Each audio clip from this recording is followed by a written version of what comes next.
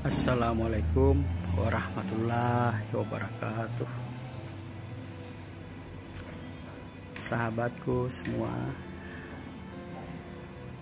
muncul beberapa spekulasi, dugaan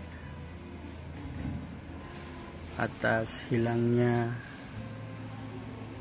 secara misterius 3 bocah di Langkat. Beberapa spekulasi atau dugaan diantaranya adalah yang pertama, bahwa anak tersebut hilang tertimbun tanah galian di parit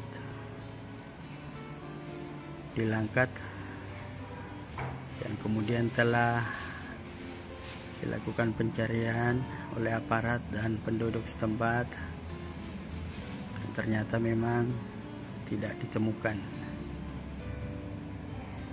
ditemukan keberadaan anak tersebut di bekas galian tersebut.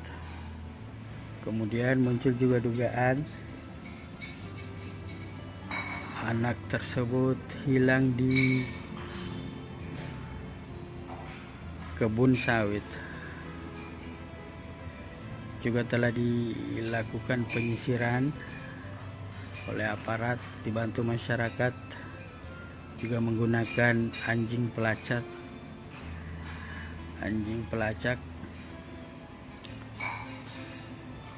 dan ternyata memang juga tidak ditemukan anak tersebut di kebun sawit. Tidak sedikit juga yang menduga bahwa anak tersebut diculik. Bahkan pihak kepolisian juga menduga kemungkinan tersebut, bahwa ketiga anak ini ada yang menculik.